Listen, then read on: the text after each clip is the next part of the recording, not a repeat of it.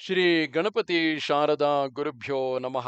ಯತ್ರ ಯೋಗೇಶ್ವರ ಕೃಷ್ಣೋ ಯತ್ರ ಪಾರ್ಥೋ ಧನುರ್ಧರಃ ಯತ್ರ ಶ್ರೀ ವಿಜಯ ಭೂತಿರ್ಧ್ರುವ ನೀತಿರ್ಮತಿರ್ಮಮ.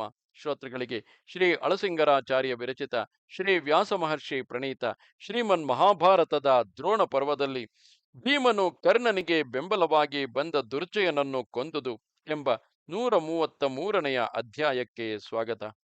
ಈ ನಡುವೆ ಧೃತರಾಷ್ಟ್ರನು ಸಂಜಯ, ಹಾಗಿದ್ದರೆ ಭೀಮನು ಕರ್ಣನೊಡನೆ ಮಾಡಿದ ಈ ಯುದ್ಧವು ನನಗೆ ಆಶ್ಚರ್ಯಕರವಾಗಿ ತೋರಿದೆ.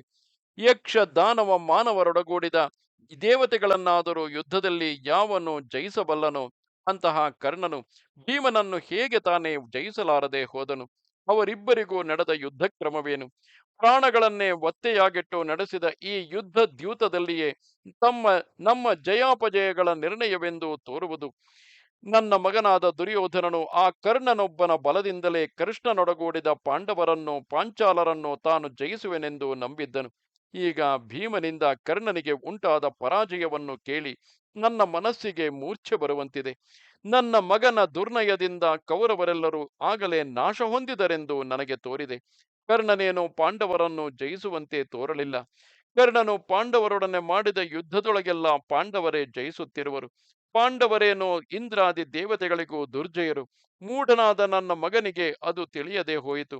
ಕೆಳಗಿರುವ ಅಗಾಧವಾದ ಕಮರಿಯನ್ನು ಕಾಣದೆ ಮರದ ಮೇಲಿನ ಜೇನಿಗೆ ಆಶೆಪಟ್ಟು ಹೋಗುವ ಮೂಢನಂತೆ ನನ್ನ ಮಗನು ಧರ್ಮರಾಜನ ರಾಜ್ಯಕ್ಕಾಗಿ ಆಶೆಪಟ್ಟು ಮುಂದೆ ಬರುವ ಅನರ್ಥವನ್ನು ತಿಳಿಯದೆ ಹೋದನು.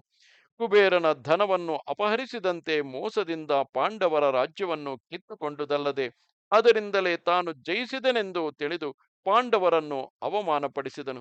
ಅಯ್ಯೋ ಸಂಜಯನು, ಅಯ್ಯೋ ಸಂಜಯ, ನಾನು ಕೂಡ ಪುತ್ರಮೋಹದಿಂದ ಬುದ್ಧಿಗೆಟ್ಟು ಧರ್ಮನಿಷ್ಠರು ಮಹಾತ್ಮರು ಆದ ಪಾಂಡವರನ್ನು ಭಂಗಪಡಿಸಿದನು. ಆ ಯುಧಿಷ್ಠಿರನು ಶಾಂತಿಯನ್ನೇ ಬಯಸುತ್ತಿದ್ದವನು, ದೂರಾಲೋಚನೆಯುಳ್ಳವನು.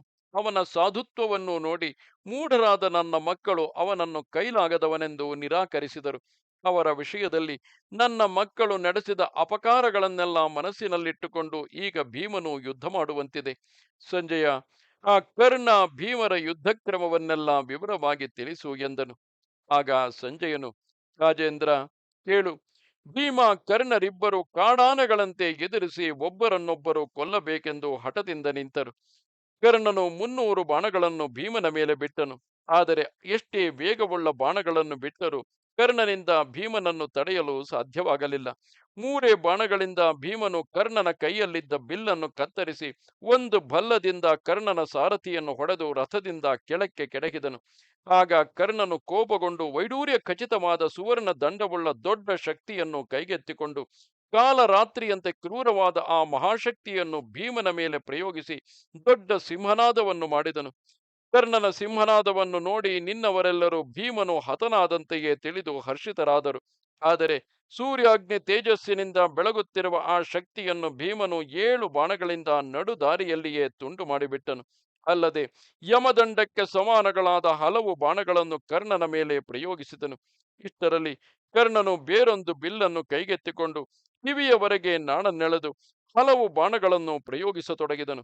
ಭೀಮನು ಅವುಗಳನ್ನೆಲ್ಲ ನಡುದಾರಿಯಲ್ಲಿಯೇ ಕತ್ತರಿಸಿ ಸಿಂಹದಂತೆ ಆಗಾಗ ಗರ್ಜಿಸುತ್ತಿದ್ದನು. ಇಬ್ಬರು ಕೊಬ್ಬಿದ ಗೂಳಿಗಳಂತೆ ಆರ್ಭಟಿಸುತ್ತಿದ್ದರು. ಒಂದೇ ಮಾಂಸಪಿಂಡಕ್ಕಾಗಿ ಹೋರಾಡುವ ಹುಲಿಗಳಂತೆ ಹೋರಾಡುತ್ತಿದ್ದರು. ಒಬ್ಬರನ್ನೊಬ್ಬರು ಕೊಲ್ಲಬೇಕೆಂದು ಅವಕಾಶವನ್ನು ಹುಡುಕುವರು. ಒಬ್ಬರನ್ನೊಬ್ಬರು ದುರುದುರನೆ ನೋಡುವರು. ಮಹಾವೃಷಭಗಳು, ಮಹಾಗಜಗಳು ತಮ್ಮ ಕೊಂಬುಗಳಿಂದ ತಿವಿದಾಡುವಂತೆ ಇಬ್ಬರು ಬಾಣಗಳಿಂದ ಹೊಡೆಯುವರು. ಶಸ್ತ್ರ ವರ್ಷದಿಂದಲೇ ಒಬ್ಬರನ್ನೊಬ್ಬರು ದಹಿಸಿ ಬಿಡುವಂತೆ ತೋರುವರು. ಒಬ್ಬರನ್ನೊಬ್ಬರು ನೋಡಿ ಕೋಪದಿಂದ ಕಣ್ಣುಗಳನ್ನು ತೊಳಲಿಸುವರು. ಹೆಮ್ಮೆಯಿಂದ ನಗುವರು. ಬಾರಿ ಬಾರಿಗೂ ಒಬ್ಬರನ್ನೊಬ್ಬರು ಹೆದರಿಸುವರು. ಆಗಾಗ ಶಂಖ ಧ್ವನಿಗಳನ್ನು ಮಾಡುವರು. ಇಷ್ಟರಲ್ಲಿ ಭೀಮನು ಕರ್ಣನ ಕೈಯಲ್ಲಿದ್ದ ಬಿಲ್ಲನ್ನು ತಿರುಗಿ ಮುಷ್ಟಿ ಭಾಗದಲ್ಲಿ ಕತ್ತರಿಸಿದನು. ಶಂಖವರ್ಣವುಳ್ಳ ಕರ್ಣನ ಕುದುರೆಗಳನ್ನು ಅವನ ಸಾರಥಿಯನ್ನು ಕೊಂದು ಕೆಡಹಿದನು.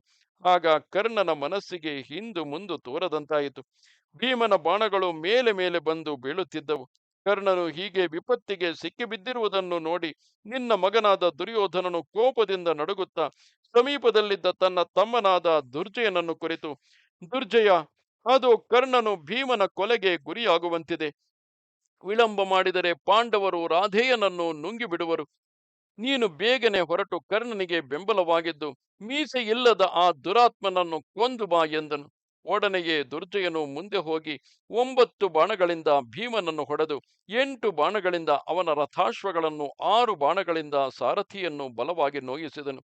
3 ಬಾಣಗಳಿಂದ ಅವನ ಧ್ವಜವನ್ನು ಮುರಿದನು. ತಿರುಗಿ ಭೀಮನ ಮೇಲೆ 7 ಬಾಣಗಳನ್ನು ಹೊಡೆದನು.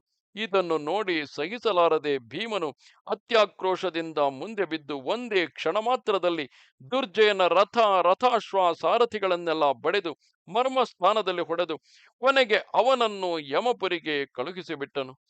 ದುರ್ಜಯನು ಮರಣಾವಸ್ಥೆಯಿಂದ ಕೆಳಗೆ ಬಿದ್ದು ಅರ್ಧ ಜೀವದಲ್ಲಿ ಹೊರಲಾಡುವ ಹಾವಿನಂತೆ ಹೊರಲಾಡುತ್ತಾ ಆರ್ತ ಸ್ವರದಿಂದ ಕೂಗಿಕೊಂಡನು.